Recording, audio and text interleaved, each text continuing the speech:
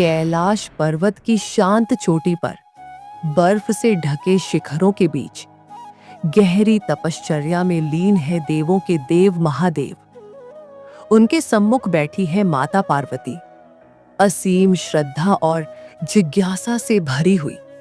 माता ने विनम्रता से प्रश्न किया, प्रभु, यह संसार का प्रत्येक जीव अपने भाग्य को बदलना चाहता है, परंतु क्या सच में मनुष्य अपनी किस्मत को बदल सकता है?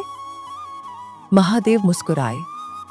उनकी त्रिनेत्र की दिव्य आभा मानो संपूर्ण ब्रह्मांड को आलोकित कर रही हो, और फिर वे कहने लगे, उमा देवी, भाग्य कोई पत्थर की लकीर नहीं है। यह तप, कर्म और संकल्प से बदला जा सकता है। परंतु ध्यान रखिए, साक्षात महादेव की इस दिव्य कथा को आधा अधूरा सुनने की गलती मत कीजिएगा, क्योंकि इस पवित्र कथा को पूरा सुनने से ही मनुष्य को मनचाहा फल प्राप्त होता है। इसलिए इसे अंत तक अवश्य सुने, क्योंकि आज महादेव स्वयं आपको उस रहस्य से परिचित कराएंगे जो आपके जीवन की दिशा बदल सकता है। कैलाश की बर्फीली वादियों में निस्तब्धता छाई हुई थी। हिमालय की चोटियों पर चांदनी ऐसे बिखरी थी मानो स्वयं ब्रह्मांड अपनी सांस रोककर किसी गहरे रहस्य को सुनने को तत्पर हो। महादेव ध्यानमग्न बैठे थे और उनके समीप बैठी थीं जगत जननी माता पार्वती। माता के मन में एक प्रश्न बार बार उठ रहा था, परंतु वे संकोचवश मौन थीं। अंततः उन्होंने अपने करुण स्वर में पूछा, स्वामी, एक बात सदा मुझे विचलित करती है। संसार के हर प्राणी को मैंने देखा है, कभी सुख में, कभी दुख में। कोई धनवान तो कोई निर्धन, कोई राजा तो कोई भिक्षुक। लोग कहते हैं यह सब भाग्य का लिखा है, लेकिन प्रभु, क्या मनुष्य सच में अपनी किस्मत बदल सकता है, या सब पहले से निश्चित है? महादेव ने धीरे धीरे अपनी जटाओं को संभालते हुए गहरी मुस्कान के साथ माता की ओर देखा। उनकी तीसरी आंख की आभा मानो चारों दिशाओं में कंपन करने लगी। उन्होंने कहा, उमा देवी, तुमने जो प्रश्न किया है वही इस सृष्टि का सबसे बड़ा रहस्य है। यही वह रहस्य है जिसे जान लेने के बाद मनुष्य साधारण नहीं रहता, वह स्वयं अपनी नियति का निर्माता बन जाता है।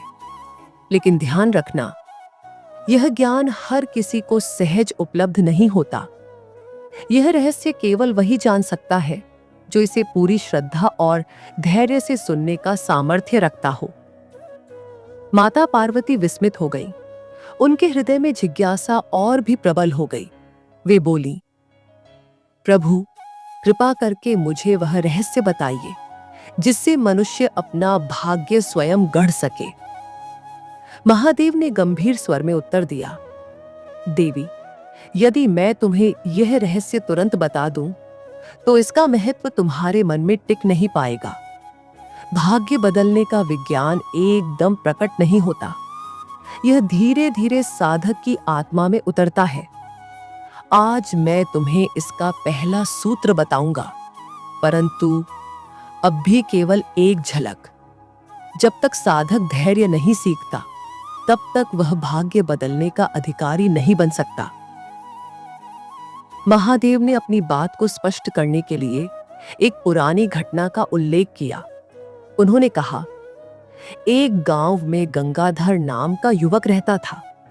दिन रात मेहनत करने के बावजूद उसका जीवन दुखों से घिरा था। लोग कहते थे, यह उसके भाग्य का दोष है। गंगाधर स्वयं भी मानने लगा कि उसकी किस्मत कभी नहीं बदल सकती। वह मंदिरों में भटकता, तांत्रिकों के पास जाता, लेकिन उसके जीवन का अंधकार जस का तस रहा। लेकिन देवी, एक रात गंगाधर के जीवन में ऐसा अद्भुत अनुभव हुआ जिसने उसकी सोच की नींव हिला दी। उस रात उसने एक स्वप्न देखा और उसी स्वप्न में उसके भाग्य बदलने का पहला संकेत मिला। परंतु महादेव कुछ क्षण मौन हो गए। माता पार्वती की आंखों में उत्कंठा और गहराई से फैल गई। वे बेचैन होकर बोली, प्रभु कृपा करके आगे बताइए, वह स्वप्न क्या था? उसमें कौन सा रहस्य छिपा था? महादेव ने रहस्यमयी मुस्कान दी और बोले, देवी, यही वह प्रथम सूत्र है। भाग्य का रहस्य एकदम नहीं खुलता। स्वप्न में उसे जो दर्शन हुआ था वही उसकी नियति बदलने की शुरुआत थी। लेकिन यह जानने के लिए तुम्हें मेरी कथा का अगला अंश धैर्यपूर्वक सुनना होगा। वातावरण में सन्नाटा छा गया। कैलाश की वादियां मानो इस रहस्य को संजोने के लिए और भी मौन हो गई। भाग्य बदलने का रहस्य अब धीरे धीरे खुलना शुरू होने वाला था। कैलाश की वादियों में गहरी निस्तब्धता छा गई थी। महादेव का गंभीर स्वर अब और भी रहस्यमय हो उठा। माता पार्वती उत्कंठा से प्रतीक्षा कर रही थी कि गंगाधर के स्वप्न में जूजिंग क्या घटित हुआ था। महादेव बोले, देवी, उस रात गंगाधर ने देखा कि वह एक अंधेरी सुरंग में भटक रहा है। चारों ओर घना अंधकार, कहीं कोई प्रकाश नहीं। उसकी सांसें तेज हो गई, हृदय धड़कने लगा। तभी अचानक एक बारीक सी किरण दूर से चमकी। गंगाधर उस प्रकाश की ओर बढ़ने लगा। जैसे ही वह निकट पहुंचा, उसने देखा कि वह किरण एक दीपक से आ रही है और उस दीपक के समीप एक वृद्ध ऋषि खड़े थे। ऋषि ने गंगाधर की ओर देखकर कहा, पुत्र, अंधकार तुम्हारा शत्रु नहीं है, यह केवल तुम्हारी आंखों की परीक्षा है। प्रकाश वही है, परंतु तुम उसे देखने का धैर्य नहीं रखते। याद रखो, भाग्य वही बदल सकता है जो अंधकार से डरकर भागता नहीं, बल्कि प्रकाश खोजने का साहस करता है। गंगाधर कुछ कह पाता उससे पहले ही स्वप्न टूट गया। वह हड़बड़ाकर जागा, पसीने से लथपथ, परंतु हृदय में एक विचित्र शांति थी। उसे समझ में नहीं आया कि यह सपना उसका भ्रम था या कोई दैवी संकेत। माता पार्वती ने आश्चर्य से पूछा, प्रभु, क्या वह ऋषि स्वयं आप थे?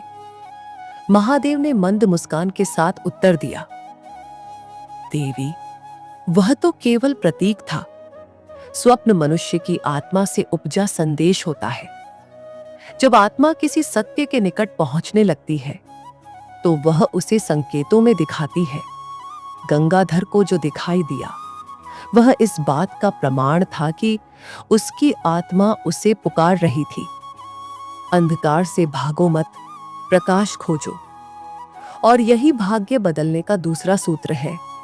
मनुष्य को परिस्थिति से भागना नहीं चाहिए, बल्कि उसमें अवसर ढूंढना चाहिए।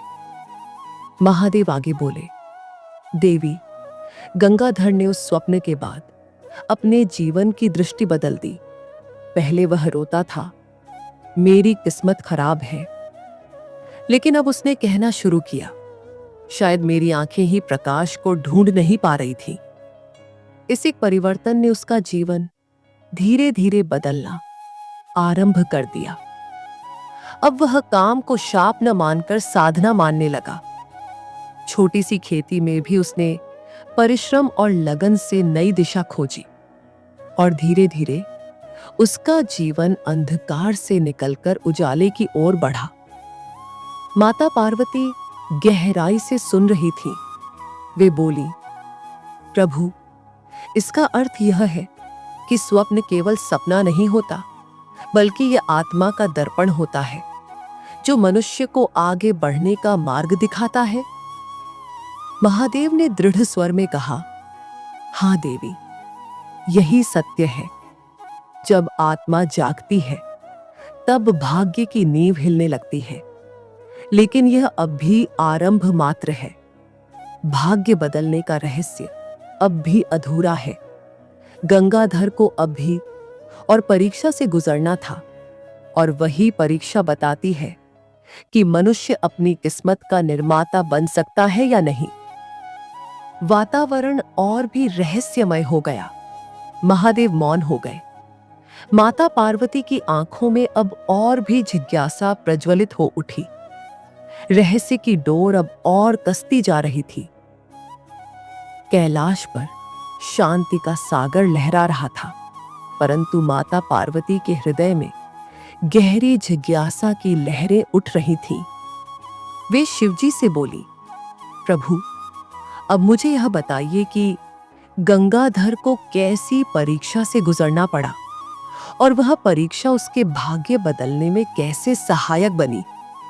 महादेव ने गंभीर स्वर में उत्तर दिया, देवी, स्वप्न केवल संकेत देता है, परंतु उस संकेत की परीक्षा जीवन ही लेता है।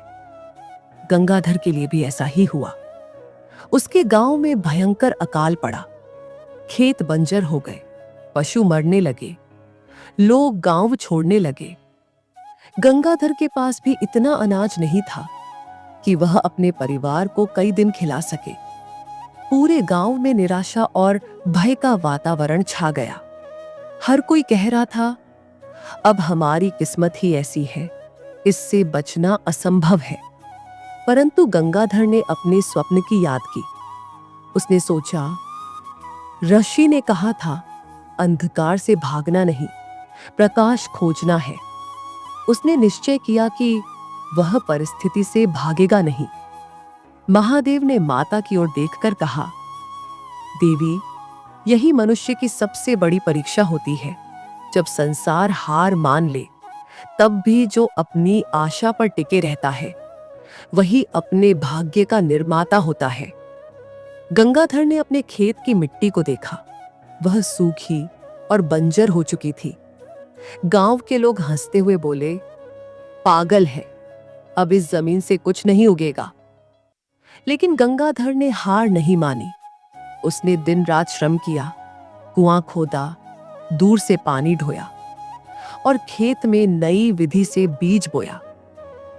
धीरे धीरे जहां लोग असफलता देख रहे थे, वहां छोटी छोटी हरी अंकुर फूटने लगे। गंगाधर ने धैर्य रखा और अपनी मेहनत जारी रखी। कुछ ही महीनों में उसका खेत हरा भरा हो गया। जहां गांव वाले अकाल से भाग गए थे, वहीं गंगाधर ने अपने परिश्रम और धैर्य से सोने जैसी फसल उगाई। माता पार्वती विस्मित होकर बोली, प्रभु, तो क्या केवल धैर्य और परिश्रम से ही उसने अपना भाग्य बदल लिया? महादेव ने मुस्कुराते हुए उत्तर दिया, देवी, यही तीसरा सूत्र है। भाग्य बदलने के लिए केवल संकेत या ज्ञान पर्याप्त नहीं होता, बल्कि अडिग धैर्य और अथक परिश्रम अनिवार्य है। मनुष्य का भाग्य तब बदलता है जब वह परिस्थिति की आग में तपकर भी अपने संकल्प को टूटने नहीं देता। महादेव आगे बोले, देवी, इस संसार में जिसने भी अपनी नियति बदली है, उसने यही अग्निपथ पार किया है। राम ने वनवास झेला, पांडवों ने दुर्योग सहा और गंगाधर ने अकाल की आग में तपकर अपने कर्म को साधा। हर किसी के भाग्य की परीक्षा इसी प्रकार होती है। माता पार्वती अब और भी गहरे भाव से बोली, प्रभु, आपने कहा था कि यह रहस्य 4 सूत्रों में प्रकट होगा। आपने अब तक 3 सूत्र बताए, धैर्य, अवसर ढूंढना और अथक परिश्रम। तो क्या चौथा और अंतिम रहस्य ही मनुष्य को भाग्य विधाता बना देता है? महादेव मौन हो गए। उनके नेत्र गहन रहस्य से भर उठे। उन्होंने धीरे से कहा, हां देवी, चौथा सूत्र ही सबसे बड़ा और गुप्त है। यह जानकर मनुष्य न केवल अपना बल्कि दूसरों का भाग्य भी बदल सकता है। परंतु यह ज्ञान अत्यंत पवित्र है। इसे केवल वही प्राप्त करता है जो संपूर्ण श्रद्धा और विश्वास के साथ कथा को अंत तक सुनता है। वादियों में अब गहरा सन्नाटा छा गया। रहस्य का अंतिम द्वार खुलने ही वाला था। कैलाश की बर्फीली वादियों में उस क्षण वातावरण मानो ठहर गया था। माता पार्वती उत्सुकता से महादेव की ओर निहार रही थी। 3 सूत्र तो वे सुन चुकी थीं। धैर्य, अवसर पहचानना और अथक परिश्रम। लेकिन अब उनके मन में केवल एक ही प्रश्न गूंज रहा था, प्रभु, चौथा और अंतिम रहस्य क्या है? महादेव ने गहरी सांस ली। उनकी वाणी गंभीर हो उठी। देवी, चौथा सूत्र सबसे गुप्त है। यह वही सूत्र है जो मनुष्य को साधारण से असाधारण बना देता है, और वह है श्रद्धा और ईश्वर पर पूर्ण समर्पण। सिर्फ परिश्रम ही पर्याप्त नहीं होता। यदि मनुष्य अपने प्रयास को परमात्मा की शरण में नहीं छोड़ता तो उसका भाग्य अधूरा रह जाता है, क्योंकि अंततः वही शक्ति है जो सबको दिशा देती है। जब मनुष्य कर्म करे परंतु फल की आसक्ति त्याग कर उसे ईश्वर को अर्पित कर दे, तब भाग्य उसके पक्ष में झुक जाता है। माता पार्वती ने विनम्रता से पूछा, प्रभु, क्या गंगाधर ने भी यही चौथा सूत्र अपनाया? महादेव मुस्कुराए और बोले, हां देवी। अकाल के बाद जब उसकी फसल लहलहाई, तब गंगाधर के हृदय में अहंकार आ सकता था। वह कह सकता था कि यह सब मेरी मेहनत का फल है, लेकिन उसने ऐसा नहीं किया। वह गांव के मंदिर में गया और बोला, हे प्रभु, मैंने परिश्रम किया, किंतु सफलता तभी मिली जब आपने अपनी कृपा से वर्षा की। यह फसल मेरी नहीं, आपकी देन है। गंगाधर ने अपने श्रम का फल गांव वालों में बांट दिया, निर्धनों को अन्न दिया, भूखों को भोजन कराया। यही समर्पण उसकी किस्मत की सबसे बड़ी चाबी बना। धीरे धीरे गांव वाले लौट आए और गंगाधर उनका नेता बन गया। निर्धन ब्राह्मण, जिसने किस्मत को दोष देकर जीवन व्यर्थ कर दिया था, वही अब अपने गांव का आधार और मार्गदर्शक बन गया। देवी, यही चौथा और अंतिम रहस्य है। जब मनुष्य अपने कर्म को ईश्वर के चरणों में समर्पित करता है, तभी उसका भाग्य पूर्णतः बदलता है। महादेव की वाणी कैलाश में गूंज उठी। धैर्य, अवसर को पहचानना, अथक परिश्रम और अंत में श्रद्धा के साथ समर्पण, ये 4 सूत्र हैं जिनसे मनुष्य अपनी किस्मत बदल सकता है। यही वह दिव्य चाबी है जिससे भाग्य के बंद द्वार खुल जाते हैं। माता पार्वती भाव विभोर होकर बोली, प्रभु, अब मैं समझ गई कि किस्मत कोई स्थायी बंधन नहीं, बल्कि एक बहती धारा है। जो धैर्य, परिश्रम और समर्पण से इसे मोड़ता है, वही अपने जीवन की दिशा बदल देता है। महादेव ने करुणा भरी दृष्टि से माता की ओर देखा और बोले, हां देवी, और यही ज्ञान मैं आज समस्त मानवता को दे रहा हूं। जो इसे पूरे मन से सुनेगा, उसका जीवन कभी अधूरा नहीं रहेगा, क्योंकि इस रहस्य को पूरा सुनने से ही मनुष्य को मनचाहा फल प्राप्त होता है। और फिर कैलाश की वादियां हर हर महादेव के दिव्य घोष से गूंज उठी। मित्रों, यदि आपको यह कथा हृदय को छू गई हो, तो इसे केवल सुनकर ही न छोड़ें, बल्कि अपने जीवन में अपनाएं, क्योंकि महादेव का आशीर्वाद तभी सार्थक होगा जब हम इन शिक्षाओं को व्यवहार में लाएंगे। आप सबसे निवेदन है, हमारे चैनल टिप्स विद वर्षा को जरूर सब्सक्राइब करें, इस वीडियो को लाइक करें और अपने प्रियजनों के साथ साझा करें, ताकि महादेव की यह पवित्र शिक्षा हर किसी तक पहुंच सके। बेल आइकन दबाना न भूलें, ताकि आने वाली हर दिव्य कथा और प्रेरणादायी वीडियो आप तक सबसे पहले पहुंचे। हर हर महादेव।